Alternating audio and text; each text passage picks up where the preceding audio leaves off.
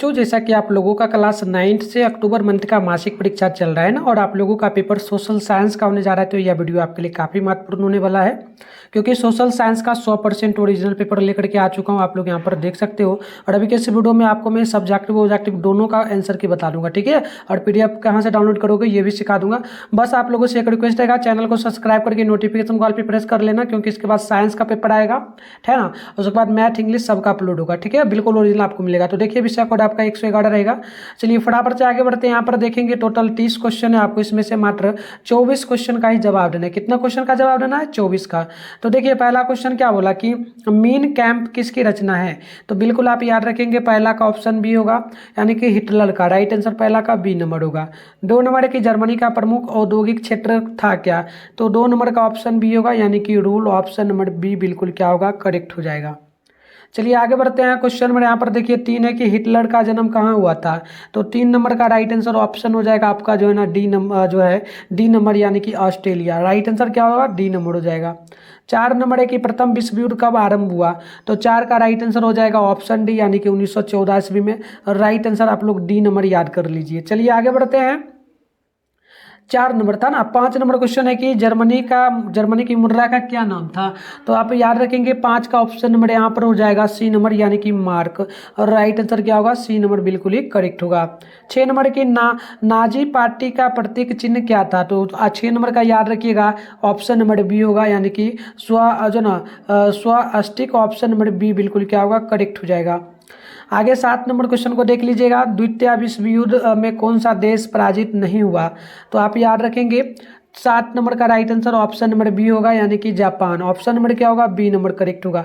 आप लोगों से रिक्वेस्ट बार बार कर रहा हूँ, चैनल को सब्सक्राइब करके नोटिफिकेशन कॉल पे प्रेस करने के लिए, क्योंकि पेपर वगैरह आपको मिलेगा एकदम जैसे अभी मिल रहा है। हमेशा मंथली एग्जाम आपका नवंबर में भी चलेगा, तो उसमें भी आपको मिलेगा। और फाइनल एग्जाम आप लोगों का मार्च में होगा, ठीक है, 9th क्लास का। तो उसमें भी आपको इसी प्रकार से हम लोग वायरल पेपर 100% ओरिजिनल देंगे।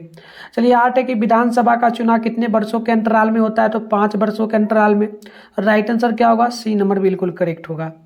आइए आगे बढ़ते हैं। क्वेश्चन यहाँ पर देखिए आपके सामने कितना नंबर बोला, प्रश्न बोला 9 नंबर। क्या बोला कि निम्नलिखित में से चुनाव आयोग कैसी संस्था है।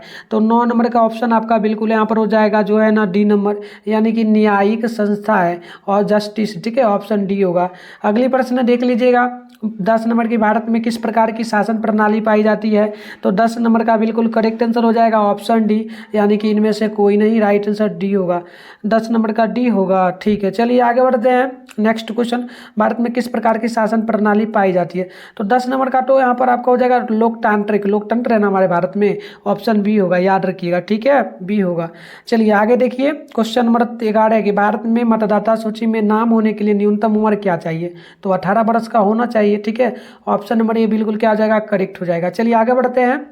नेक्स्ट क्वेश्चन देखिए आपके सामने 12 नंबर बोला गया, निम्नलिखित में से मतदाता सूची का निर्माण कौन करता है। ठीक है, तो बिल्कुल याद रखिएगा यहाँ पर 12 का ऑप्शन आपका हो जाएगा बी नंबर, यानी कि चुनाव आयोग। राइट आंसर बी नंबर बिल्कुल ही क्या होगा, करेक्ट होगा। अगली प्रश्न आप लोग यहाँ पर 13 नंबर को देख लीजिएगा, एमएलए किसे कहा जाता है। तो एमएलए जो कहा जाता है, याद रखिएगा, ये कहा जाता है विधानसभा के सदस्यों को, यानी विधायक को। राइट आंसर बी बिल्कुल क्या होगा, करेक्ट होगा। 14 नंबर प्रश्न बोला गया कि बिहार में लोकतंत्र की कितने सीटें हैं। तो बिहार में टोटल 40 सीटें हैं, मतलब कि जितना जिला है हर एक जिला में एक सीट होता है। तो ऑप्शन बी होगा, आप लोग याद रखिएगा। 14 का क्या होगा, बी नंबर हो जाएगा। ठीक है, टोटल अब पहले 38 जिला था ना, अब 2 जिला और 38 था, 2 जिला और जुटा है। ठीक है, तो 40 हो गया, याद रखिएगा। चलिए आगे बढ़ते हैं। 14 हो गया। 14 के बाद है यहाँ पर 15 नंबर क्वेश्चन। 15 नंबर प्रश्न बोला गया कि भारत का औसत जनसंख्या घनत्व प्रति वर्ग किलोमीटर में क्या है। तो 15 का ऑप्शन डी होगा, 382 व्यक्ति प्रति वर्ग किलोमीटर। ऑप्शन नंबर डी सीधे नोट कर लीजिए आप लोग। देखिए 16 नंबर क्या बोला आपसे, भारत में सर्वाधिक साक्षरता दर किस राज्य की है। तो बिल्कुल 16 का ऑप्शन आपका डी होगा, केरल का। राइट आंसर क्या होगा, डी नंबर होगा। 17 है, भारत की औसत आयु संरचना क्या है। तो 17 का ऑप्शन आपका हो जाएगा डी नंबर, यानी कि 70 पॉइंट जो है ना 2 वर्ष। ऑप्शन नंबर डी बिल्कुल ही करेक्ट हो जाएगा। चलिए यहाँ पर 18 नंबर क्वेश्चन बोला गया 2011 ईस्वी की जनगणना में प्रति 1000 व्यक्ति पुरुषों पर महिलाएं की आयतन कितनी थी। देख लिया, मतलब महिलाओं की जो है ना अनुपात कितना था।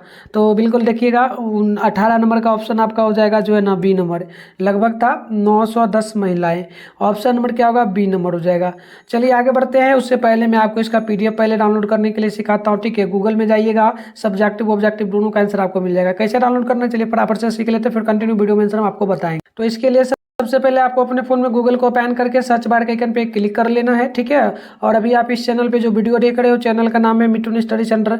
तो आप लोग क्या करेंगे, चैनल का नाम मिठुन स्टडी सेंटर गूगल में आकर के क्या करेंगे, सर्च कर लेंगे। फिर आपको ऊपर करना है, फर्स्ट में मिठुन स्टडी सेंटर का ऑफिशियल वेबसाइट मिलेगा, इस पर आपको क्लिक करना है। क्लिक करते इस प्रकार से इंटरफेस पेन होगा, आराम से स्क्रॉल डाउन कर लीजिएगा, नीचे चले आइएगा। नीचे आइएगा ना तो यहाँ पर देखिएगा आपके सामने क्लास 9th का सेशन मिलेगा। Class 9 October monthly exam question paper download हुआ 24, तो फर्स्ट वाला पर क्लिक कर दीजिए। क्लिक करते इस प्रकार से इंटरफेस पे होगा, आराम से स्क्रॉल डाउन करके नीचे चले आइएगा। नीचे आइएगा तो यहाँ पर आपके सामने व्हाट्सएप ग्रुप का लिंक जो मिलेगा, ज्वाइन आप पे क्लिक करके ज्वाइन कर लीजिए। फिर नीचे बढ़िएगा, यहाँ पर देखिएगा सोशल साइंस है, सामने डाउनलोड लिखा है, डाउनलोड पे आप लोग क्लिक कर देंगे। उसके बाद पेज को आपको यहाँ पर क्या करना है, रिफ्रेश करना है। जब जब आओगे तब तब करना है, जब तक सब्जेक्टिव का आंसर दिख ना जाए। वैसे मैं कुछ ही देर में अपडेट कर दूंगा यहाँ पर, ठीक है, आप आकर के डाउनलोड कर लिख पाएंगे। तो फिलहाल देखो यहाँ पर ऑब्जेक्टिव का आंसर की है, सब्जेक्टिव की बात करते तो यहाँ पर देखिएगा कुछ देर में मैं अपडेट कर देता हूँ। आप आओ यहाँ पेज पे रिफ्रेश करके डाउनलोड करके लिखो। तो चलिए आगे बढ़ते हैं। 19 नंबर प्रश्न आपसे बोला जा रहा है कि भारत में सबसे अधिक जनसंख्या किस राज्य में मिलती है। तो सबसे अधिक आपको पता है ना, ये उत्तर प्रदेश में है। ऑप्शन नंबर बिल्कुल बी नंबर करेक्ट होगा, 19 नंबर क्वेश्चन का राइट आंसर। अगली प्रश्न देखेंगे, 20 नंबर बोला गया, निम्नलिखित में से किस राज्य का जनसंख्या घनत्व सबसे कम है। तो 20 का सी नंबर होगा, अरुणाचल प्रदेश का, और राइट आंसर सी बिल्कुल करेक्ट होगा। आगे बढ़ते हैं, 20 के बाद है आपका 21 नंबर क्वेश्चन। प्रश्न बोला कि भारत में जनगणना घनत्व सर्वाधिक किस राज्य का है। तो 21 का बिल्कुल ऑप्शन नंबर आपका हो जाएगा बी नंबर, उत्तर प्रदेश का। ऑप्शन नंबर बी बिल्कुल ही क्या होगा, करेक्ट होगा। आइए 21 के बाद हम लोग देखते हैं 22 नंबर प्रश्न। गो प्रश्न बोला कि टूटीकोरिन में 1997 में गैस जो ना सिराव से कौन सी बीमारी उत्पन्न हुई। तो 22 का बिल्कुल ऑप्शन नंबर हो जाएगा सी नंबर, यानी कि सर्दी एवं खांसी। ऑप्शन नंबर बी बिल्कुल करेक्ट होगा। 22 का सॉरी बी नहीं होगा, सी होगा प्यारे बच्चों, ठीक है। उल्टी होना एवं छाती में जलन, राइट आंसर सी होगा। आगे देख लीजिएगा, 23 नंबर प्रश्न बोला कि भोपाल में रासायनिक गैस सिराव कब हुआ था। तो 23 का ऑप्शन हो जाएगा ए नंबर, 1984 ईस्वी। ऑप्शन नंबर ए बिल्कुल करेक्ट होगा। 24 है कि अम्लीय वर्षा का सर्वाधिक प्रभाव कहाँ पड़ा। तो 24 का ऑप्शन डी होगा, असम घाटी में, राइट आंसर डी बिल्कुल करेक्ट होगा। आइए आगे बढ़ते हैं, नेक्स्ट प्रश्न 25 नंबर बोला गया आपसे। प्रश्न बोला गया कि बिहार के ग्रामीण क्षेत्रों में क्या पाया जाता है। तो बिहार के ग्रामीण क्षेत्रों में जो है ना क्या पाया जाता है। तो बिल्कुल देखिए 25 का ऑप्शन क्या होगा। तो देखो बिहार के औद्योगिक बेकारी तो नहीं पाया जाता है, ये तो नहीं होगा। चक्रीय बेकारी और जो है ना ऑड्रेस एवं मैकरी बेकारी और ये सभी कोई नहीं पाया जाता, इनमें से कोई नहीं होगा, डी नंबर होगा, ठीक है। चलिए 26 नंबर देखिए, बिहार में पाई जाने वाली बेरोजगारी क्या है। तो बिहार में जो बेरोजगारी पाई जाती है उसे हम लोग कहते हैं क्या, इनमें से कोई नहीं, ये कोई बेरोजगारी नहीं है, प्रच्छन्न बेरोजगारी पाया जाता है बिहार में, याद रखना, ठीक है। 27 कि भारत के ग्रामीण क्षेत्रों में क्या पाया जाता है। तो भारत के ग्रामीण क्षेत्रों में जो पाया जाता है आपको याद रखना है, ये शिक्षित बेकारी पाया जाता है, बेकारी। ऑप्शन नंबर ये बिल्कुल क्या होगा, राइट होगा। आइए आगे बढ़ते हैं, 28 नंबर क्वेश्चन देख। बिहार में अशिक्षितों की संख्या लगभग कितनी परसेंट है। तो बिल्कुल 28 का बी हो जाएगा, ये हो जाएगा 40%। ऑप्शन नंबर बी बिल्कुल करेक्ट होगा।